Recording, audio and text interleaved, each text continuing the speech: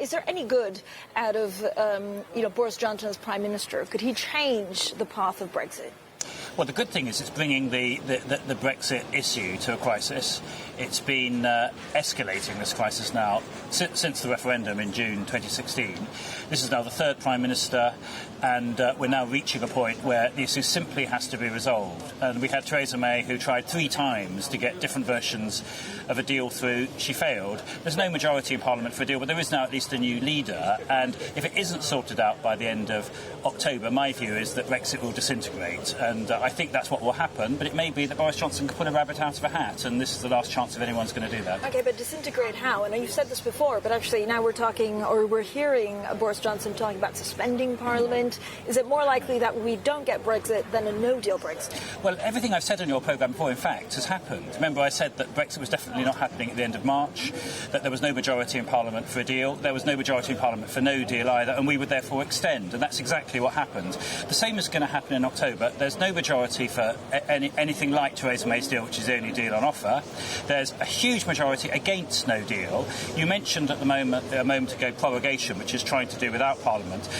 Yesterday, Parliament voted, the House of Lords sealed the final version of a piece of legislation by a majority of more than 100, which bans any move to forbid Parliament from meeting in September or October. So Parliament will meet in September and October. I can predict to you with a near certainty it will vote against no deal. It will carry the legislation to stop it. So it will come to a crisis. Lord Norris, so Brexit can't just fizzle out. I mean, half the country will feel cheated. I think there will be a referendum, which again has been the direction that we're going all along. Why a referendum and not general election? There could be an election. The reason there could be an election is that even though it's very unlikely that Boris Johnson would win it, he is a chancer. He sees himself as in the tradition of Churchill, and he's going to seize the moment and all that.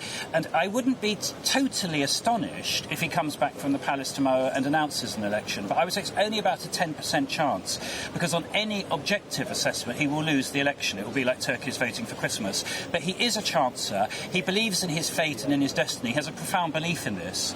He doesn't care about issues at all. He just wants to be the emperor and in charge. And so it's possible that he'll do an election, yes. Lord Adonis, can Labour beat Boris Johnson in a general election with Mr. Corbyn, or do they have to move on to someone besides Jeremy Corbyn? Well, I don't think the issue is so much whether Labour will beat Boris Johnson. It's whether Boris Johnson can come out of an election with a majority. And on any, LBJ famously said that the first rule of politics is the ability to count. And there is no one I have met who understands British politics who can see how an early election can produce a Conservative majority, still less a Conservative majority which is clearly prepared to do Boris's bidding on either a no deal or a hard Brexit.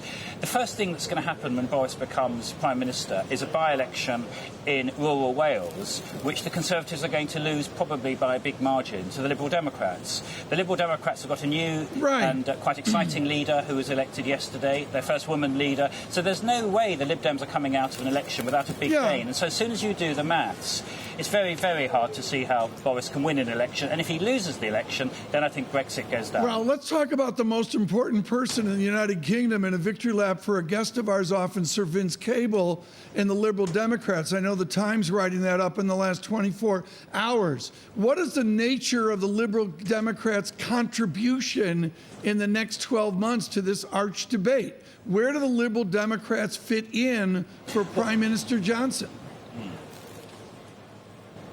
The Liberal Democrats are a really serious headache for Boris Johnson, because the Liberal Democrats are competitive with the Conservatives in provincial and rural England and parts of Wales and Scotland, where the Labour Party has never been competitive. And that's the reason why the Conservatives failed to gain a majority in 2010, is that the Liberal Democrats were so strong in those areas. And it's vitally important to understand that it doesn't matter how popular Jeremy Corbyn is in places like Brecon and Radnor, where this by-election is taking place. If if the Liberal Democrats are on the up, and they are at the moment, as the clear party of Remain and an anti-Conservative party on austerity, then they will do well, and that will deny Boris Johnson a majority.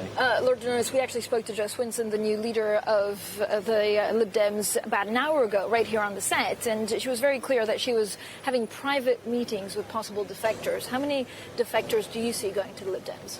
There won't be defectors, apart from maybe one or two, but they don't need defectors. The Liberal Democrats, you see, England essentially has two two-party systems, a Conservative Labour Party system in metropolitan England, which of course is where most of the parliamentary seats are, but a Conservative Lib Dem party system in rural and provincial England. And what's happened because of the coalition between the Conservatives and the Lib Dems is the Lib Dems were wiped out in those seats in 2015. But they're coming back big time, not least on the ticket of opposition to Brexit. They have held 150 different constituencies in the last 15 years. It's perfectly plausible that in an early election, Jo Swinson and the Lib Dems could come out with 30 or 40 MPs, and almost all of those would be gains at the expense of the Conservatives. That's the reason why I don't think there'll be an early election, quite apart from the fact that Boris has to decide what he's going to do with Nigel Farage and the Brexit Party, and that's an absolute nightmare for him as well.